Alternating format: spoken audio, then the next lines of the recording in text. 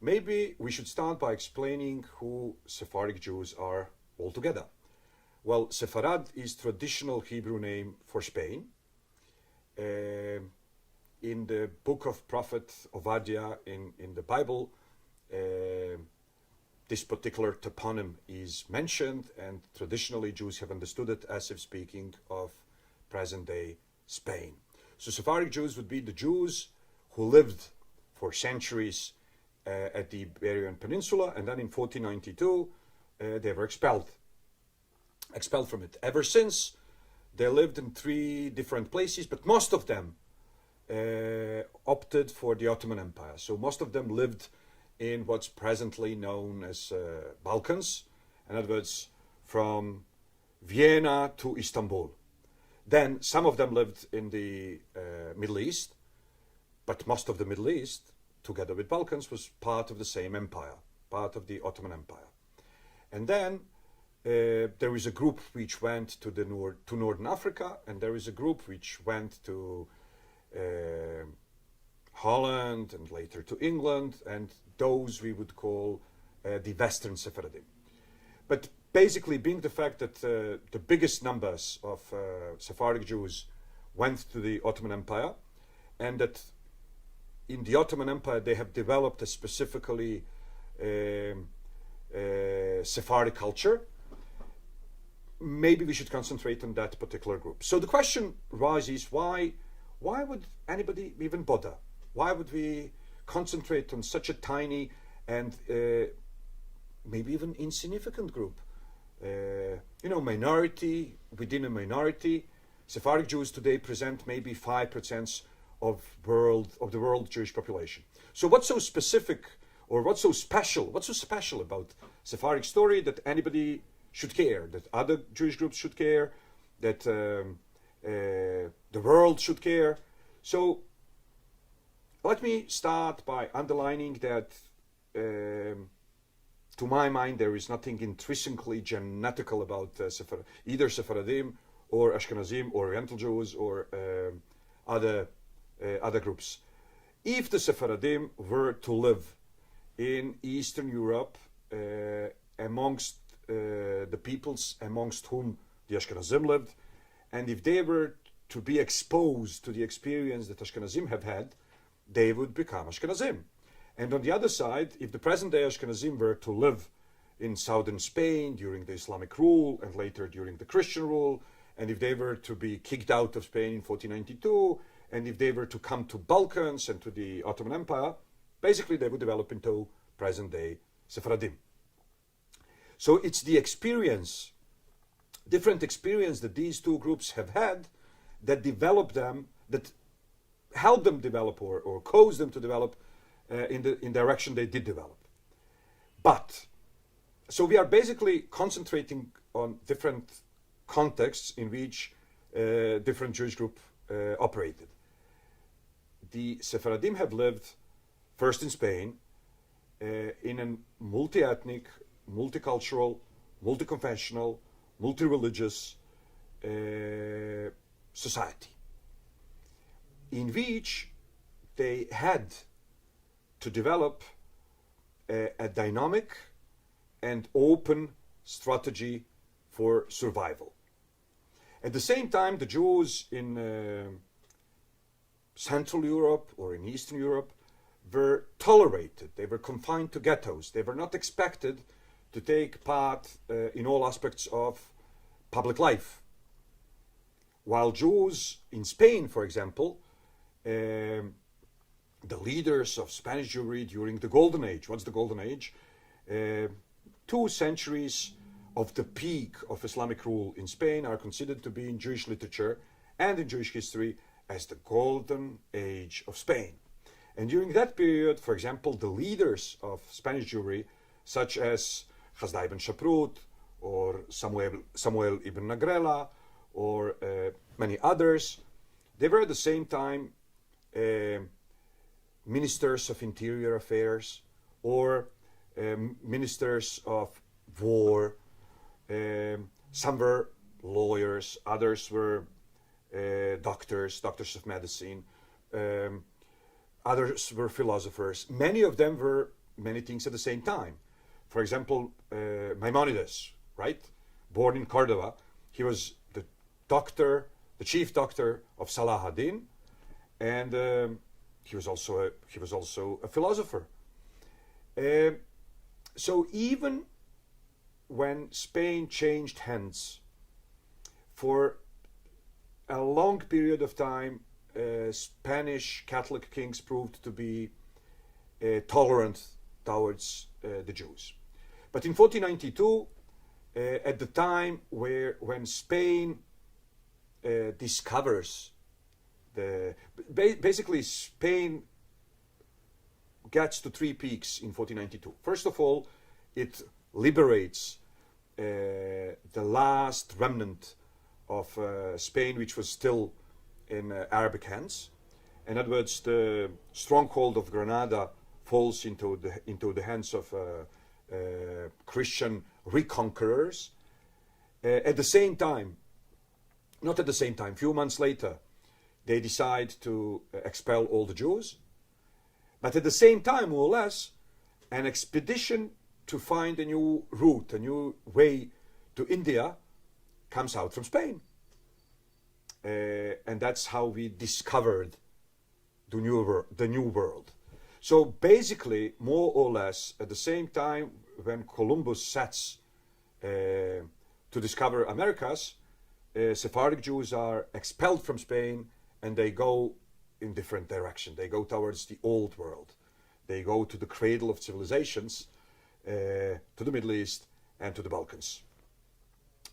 Okay, but when they came to the Ottoman Empire, by the end of 15th century and through the 16th century and up to the middle of 17th century, the Ottoman Empire was at its peak. Basically, the Ottoman Empire was what, more or less, but comparable, it was similar to what Spain was during the peak of Islamic culture in Spain.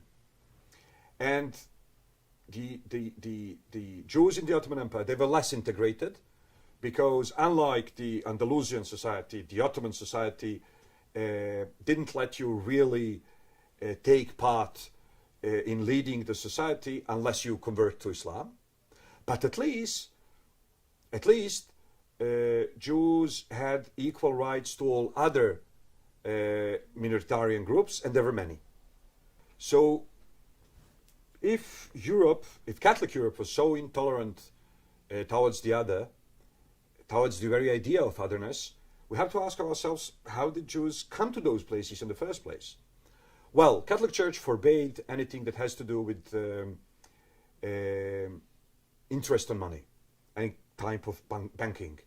And obviously, secular leaders of Europe told the church leaders, we'll have banks, we'll have money dealing, we'll have interest. We just have to be creative about how to make it possible. So the church said it's forbidden for Christians. Then the secular leaders said, well, in that case, let us import a tiny non-Christian group which will do that kind of dirty job for us. Now, I know this is a bit of simplification, but that's more or less why Jews were tolerated. They were doing the dirty job that was forbidden in Christian society. But on the other side, church said, okay, but we will impose on them limitations. First of all, they will be tolerated as inevitable evil. In other words, evil that we have to deal with, that we have to live with. So they were confined to ghettos. Any kind of contact between Jews and non-Jews was, until the modernity, until the French Revolution, was discouraged.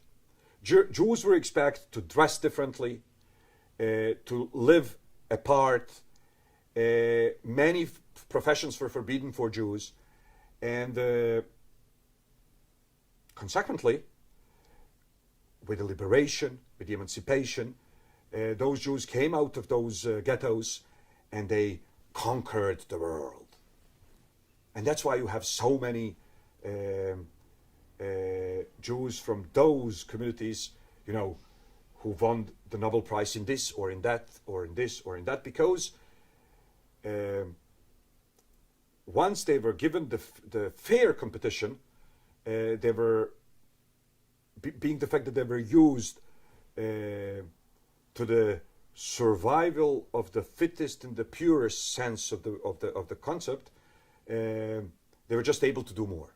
Now, at the same time, the Sephardim lived as one of many communities in a multi-ethnic, multi-confessional society. It would be exaggeration if we would say that Ottoman Empire was tolerant the way we are tolerant today. Obviously, the non-Muslim citizens of the Ottoman Empire were second-class citizens. But at the same time, they were allowed to live in Muslim realm, and there were different Christian groups, and most of them, just like Jews, didn't really differentiate between religion and nation. Why? Because that's part of the Ottoman culture, that's part of the Middle Eastern culture, that's part of the Oriental culture. Ethnic and national and religious are somehow mixed. So Jews in the Ottoman Empire were not confronted with the, biggest question of the Jews in Middle Europe and Western Europe. Whether Judaism is nation or religion, whether you are French of Jewish faith or you are Jews who, for whatever reasons, are temporarily in France. And then these questions really, they were very important in the Ashkenazi community, and they created different groups. The way you answered to those questions defined who you were. And then, in the Ottoman world, whether Judaism is religion? Yes. Whether Judaism is ethnicity? Yes. So why Jews are different? They are not. Being Greek is ethnicity. Being Greek is religion, because Greeks have their own national church. Being Serbian is ethnicity, nationality, and religion. Why? Because they have their own national church. Being Bulgarian is ethnicity, nationality, and religion. So Sephardic Jews were just like anybody else. So they didn't have too many reasons to develop inferiority complex. They didn't have too many reasons to develop an superiority complex. They didn't have to combine the two. They were just plain normal.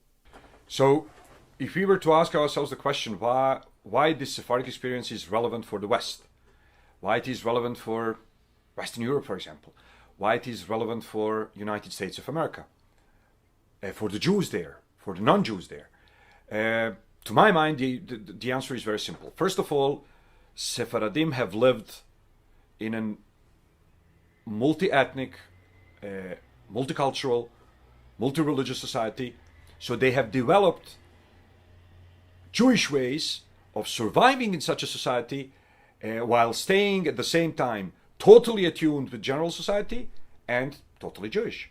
So it's not that we have to choose, we have to pick between self-ghettoization or assimilation. Rather, there are ways of belonging totally to both identities.